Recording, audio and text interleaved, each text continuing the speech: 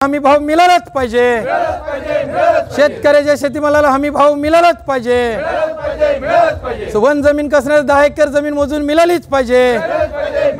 One जमीन कसणाऱ्याला 10 acre जमीन मोजून मिळालीच पाहिजे। वनधारक कसणाऱ्याला कर्ज मिळालंच पाहिजे।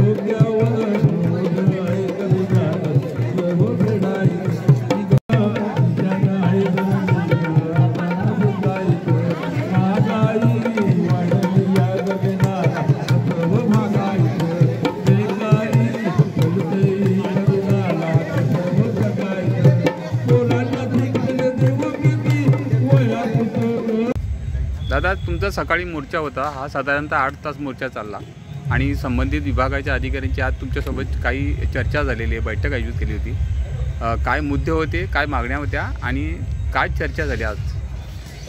आमच्या 24 मागण्या, एकंदर 24 मागण्या होत्या आणि 24 मागण्यापैकी पहिली मागणी होती ती वन जमिनीच्या संदर्भात होती। त्या बाबतीत त्यांनी कमी क्षेत्राबाबतीत त्यांनी सांगितलं की आम्ही म्हणजे जे पुन्हा आम्ही तुम्हाला फॉर्म देऊ आणि त्याची भरणी करून अपील फॉर्म सादर करा।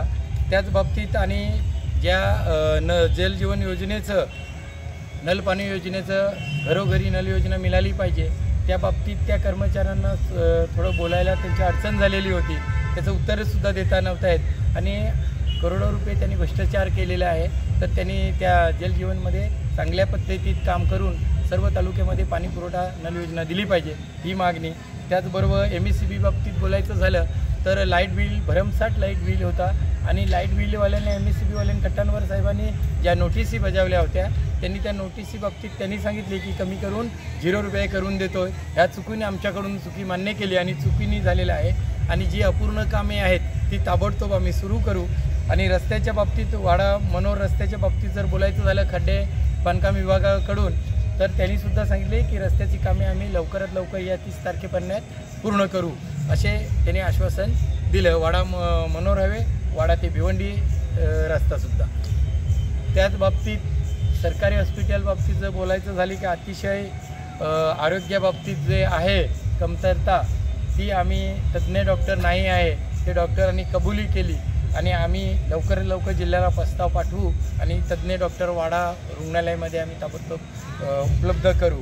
आणि ज्या मुलांच्या शिक्षणाबाबतीत जे तालुक्यामध्ये आणि या पालघर जिल्ह्यामध्ये मुलींचे छेडछाड आहे आणि विद्यार्थ्यांवर अन्याय संकट वाढत चाललेले आहे, त्या बाबतीत शिक्षणाधिकाऱ्यांनी सुद्धा सांगितलं की ज्यांनी जे प्रकरण घडलं आहे अतिशय दुःख व्यक्त केलं आणि त्या बाबतीत आम्हीसुद्धा त्याची दखल घेऊन त्यांच्यावर कारवाई करू असे आश्वासन त्यांनी दिलेलं आहे। त्याच बाबतीत जे पोशेरीचं आयडल कॉलेज आहे त्याच्यामध्ये जो अतिशय बेशिस्तपणा चालू आहे आणि प्रिन्सिपलनी मुलींवर छेडछाडपणा केलेली आहे तर त्या आरोपीला जामीन नाही झाले पाहिजे अशी सुद्धा आम्ही मागणी केलेली आहे आणि त्या आयडल कॉलेजचं लायसन्ससुद्धा रद्द झाले पाहिजे हे सुद्धा आम्ही त्या ठिकाणी मागणी केलेली आहे। आणि बाकी रेसिंगच्या बाबतीतचं प्रश्न आहेत, आरोग्याच्या बाबतीत आहेत, धान्याच्या बाबतीत आहेत, अशा अनेक प्रश्न आम्ही या ठिकाणी घेऊन आजचं हे आंदोलन केलेलं आहे। आणि महत्त्वाची मागणी की आम्ही वाशिंद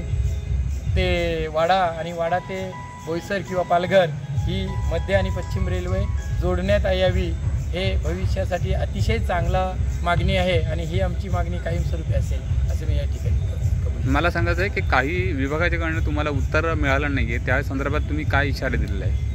ज्या प्रश्नाबाबतीत उत्तर आम्हाला फॉरेस्ट डिपार्टमेंटकडून सुद्धा अपूर्ण मिळाले आहे त्याने आम्हाला प्रांत कार्यालयाकडे 25 तारीख दिलेली आहे।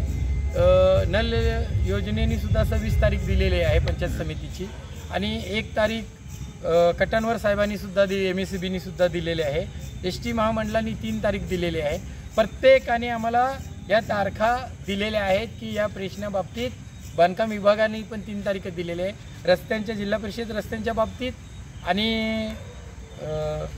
नल योजनेबाबतीत, जलजीवन योजनेबाबतीत प्रत्येकाने आम्हाला वेळ दिलेला आहे की आम्हाला वेळ मिळावा, आम्ही कामाची पूर्तता करू.